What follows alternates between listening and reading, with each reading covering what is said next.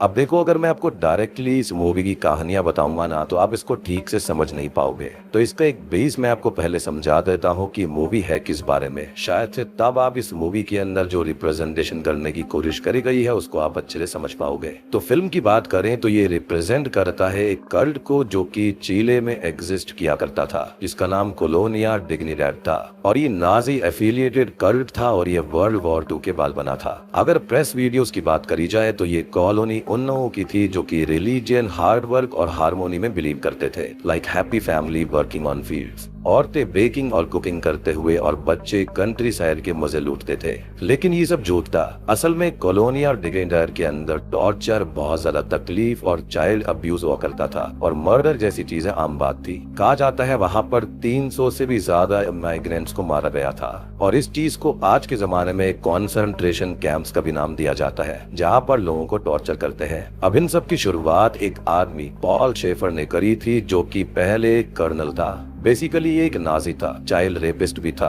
अब इसने कोलोनिया डिग्निडैड को ऐसा दिखाया था जैसे कि ये बहुत ही अच्छी जगह है और यहाँ पर बिल्कुल खुले विचार हुए लोग रहते हैं, लेकिन अंदर ही अंदर यहाँ पर एक अलग ही चीज चल रही थी। लाइक बाहर से कुछ और था और अंदर से कुछ और। अंदर यहाँ पर ढेर सारे टॉर्चर वगैरह लोगों पे हुआ करते थे और इस कहानी के अंदर इसको बखूबी एज ए वुल्फ रिप्रेजेंट करा गया है। ये एक स्पिरिचुअल गुरु की तरह सबको अपनी तरफ आकर्षित कर लेता था और ये एक एक्सीलेंट स्पीकर था और कुछ आर्टिकल्स में ये भी मेंशन्ड है कि उसके पास में एक कैरिस्मेटिक ऑरा था और वो सबको काफी ज्यादा उम्मीद दिलाया करता। लेकिन ऑनेस्टली बात करें तो वो एक मॉन्स्टर था जो कि चाइल्ड अब्यूज और रेप्स किया करता था। अब कॉलोनी के अंदर बात करें तो वो बिल्कुल लिविंग हेल जैसी थी। अब फैमिलीज जैसे ही इन कॉलोनीज के अंदर एंटर किया करती थी, एक न्यू लाइफ की उम्मीद में उन्हें आपस में ही सेपरेट कर दिया जाता था। आदमी और औरतों को अलग अलग प्रिजन कैंप्स की तरफ बंद कर दिया जाता। बच्चों को भी सेपरेट करके डोरमेंट कैंप्स के अंदर डाल दिया जाता था। और आप सोच के देखो, किसी फैमिली के लिए कितनी ज्यादा खराब बात होगी कि वो नई जगह पर आई है, लेकिन कभी सोचा नहीं होगा कि उनको अलग अलग रहना पड़ेगा। इनफैक्ट जो बच्चे काफी छोटे हुआ करते थे उनको तो बाद में ये भी पता नहीं चलता था कि उनके पेरेंट्स हैं कौन। और सेम चीज यहाँ पर माँ बाप के लिए भी जाती है। और ये जो भयानक वाला साइकोलॉजिकल टॉर्चर है ना, यानी कि जो हॉरर है, इसको ही मूवी के अंदर ब्यूटीफुली आर्टिस्टिक फॉर्म के अंदर प्रेजेंट किया गया है। अब आपको ये स्टोरी सुनने के लिए हमारे बचपन की 3 लिटिल पिग्स की कहानी को ध्यान में रखना होगा, जो कि वुल्फ से बचने के लिए अपने अपना घर बनाने की कोशिश करते हैं। अब नैरेटर हनी की एक बॉटल को दिखाते हुए ये कहता है कि इस तरफ की हनी बहुत ही ज्यादा प्योर है, जो कि बिना मिलावट की है। और वैसे ही एक जगह चिले के अंदर भी एग्जिस्ट करती है जहाँ पर सभी स्वीट लोग रहते हैं और यहाँ के लोगों ने खुद को बाहरी दुनिया से दूर रखा है क्योंकि ये अपने मन को शुद्ध रखना चाहते हैं और ये बिल्कुल उस तरीके से जीना चाहते हैं जिस तरह से ईश्वर ने उनको बनाया है। हालांकि हम जानते हैं कि ये बात बिल्कुल झूठ है और ये जगह खाली एक टॉर्चर वाली जगह होती है, जिस चीज को खाली दुनिया से कवर अप करने के लिए मन गणन कहानियां बनाई गई थी। अब आगे हमको सुनने को मिलता है कि मारिया नाम की एक लड़की होती है जो कि बहुत ही शैतान है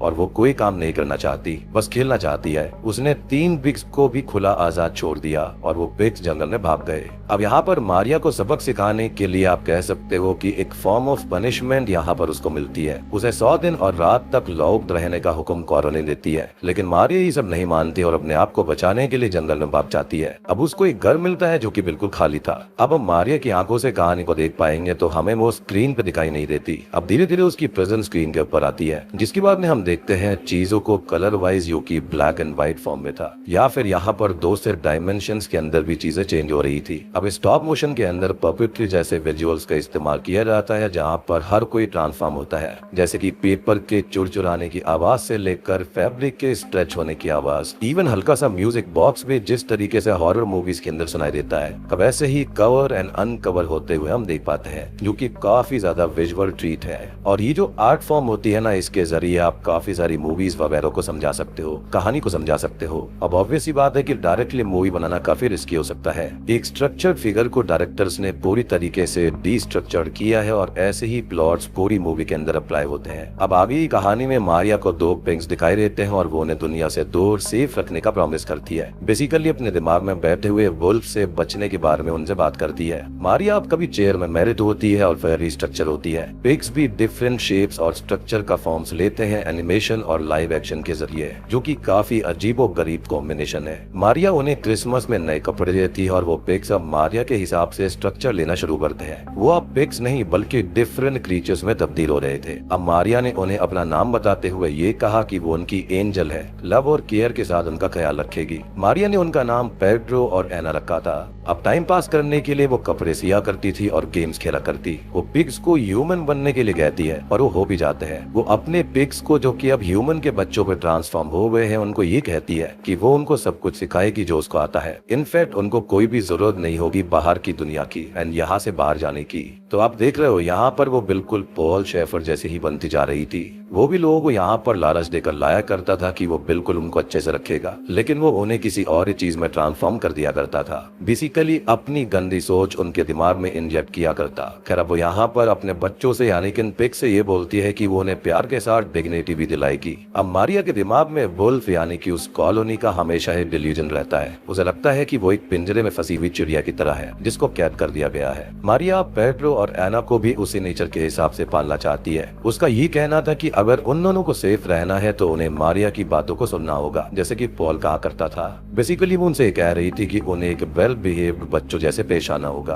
अब मारिया पेड्रो को एक स्टोरी सुनाती है जिसका नाम the dog in the house था, जो कि एक मेन कहानी के अंदर एक और कहानी के अंदर एक और कहानी है, जो कि ऑब्वियसली मारिया की स्टोरी से ही रिलेट होती है। अब स्टोरी के अंदर एक डॉग होता है और एक हाउस के अंदर वो रहता है। वो बहुत ही ज्यादा नॉटी था, बहुत ही शैतानियां किया करता था। अब जो हाउस होता है वो हमेशा डॉग से ये कहता कि अच्छे से बिहेव करो। अब ये हाउस डॉग से ये कहा करता कि अपना खाना टाइम से खाओ, ऐसे बिहेव मत करो, वैसे मत करो। लेकिन डॉग घर की एक भी बात नहीं सुनता था। वो हमेशा घर पर ही भौंकता रहता। अब जितना भी घर उसके लिए कर ले, लेकिन डॉग बड़ा ही जिद्दी था। वो घर से दूर जाना चाहता था। उसे घर की बातें और उसकी स्ट्रिक्टनेस बिल्कुल पसंद नहीं थी। और इस चीज को भी आप पॉल शेफर वाली कहानी से ही मिलाकर देखना। तो यहाँ पर ये जो हाउस है ना, ये कोई और नहीं बल्कि पॉल है। और जो डॉग यहाँ पर दिखाया गया है वो वहाँ पर रहने वाले लोगों को रिप्रेजेंट करता है। बेसिकली पॉल सबको वहाँ पर बांध कर रखना चाहता था, उन पर अत्याचार किया करता और भी बहुत सारी चीजें। अब इस कहानी के हिसाब से जो घर होता है वो डॉग को काफी समझाने की कोशिश करता है, लेकिन उसके बावजूद डॉग वहाँ से भाग जाता है और वो वापस नहीं आ पाया। अब आखिर में हमको ये पता चलता है कि हवाएं उसकी हड्डियों को लेकर आई। अब घर इससे काफी ज्यादा सैर हो गया था।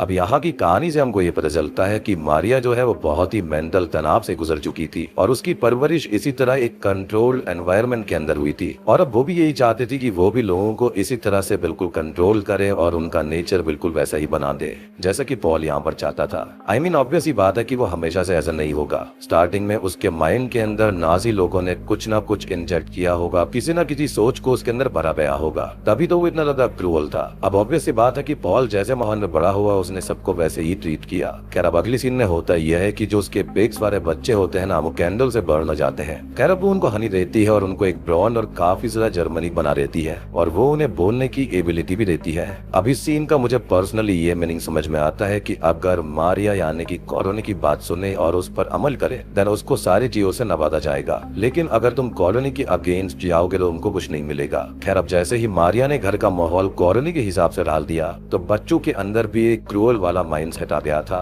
वो मारिया को ही मारने का प्लान बनाते हैं और ये सेम चीज वहाँ के लोगों के अंदर भी होती होगी। आई मीन ऑब्वियस ही बात है कि अगर आपको कोई कंट्रोल करने की कोशिश करेगा, आपको आपके बच्चों से अलग कर देगा, तो आप उसको मारना ही चाहोगे। और यहाँ पर वो ऐसा ही करते हैं और मारिया को बंदी बना लेते हैं। अब ऑब्वियस ही बात है कि मारिया ने पहले भी एक कैदी की तरह ही जिंदगी जी थी, तो दोबारा वो वैसा नहीं करना चाहती थी और वो उससे बचकर भागती थी। और यही सेम चीज उसके साथ कॉलोनी में हुई थी। अब आखिर में वो वुल्फ को आवाज लगाती है कि वुल्फ पेड्रो और एना को मार दो और उसको फिर से कॉलोनी में ले जाओ। यानी कि उसको ये माहौल पसंद नहीं आ रहा था और हमें वुल्फ ये बोलते हुए सुनाई देता है कि मैं तुम्हारे अंदर ही हूँ, मैं कहीं पर भी नहीं गया था और मैं तुम्हें हमेशा प्रोटेक्शन दूंगा। अब बेसिकली यहाँ पर ये वुल्फ कुछ और नहीं बल्कि पॉल है जो कि उसके माइंड में है और उसकी सोच बिल्कुल पॉल जैसी ही हो चुकी थी। यानी कि कोई आपकी बात ना माने तो उसे मार डालो और यही सेम चीज वहाँ पर हुआ करती थी। अब वुल्फ यहाँ पर पेड्रो और एना को दोनों को ही स्वेलो कर लेता है, जो कि एक ट्री ट्रांसफॉर्मेशन में हो जाता है, जिसके बाद में बड़े ही सार्कास्टिक वे में इस मूवी का अंत होता है। अब नैरेटर ये कहता है कि मारिया को सेव कर लिया गया है या फिर पॉल जैसी थिंकिंग उसकी हो चुकी है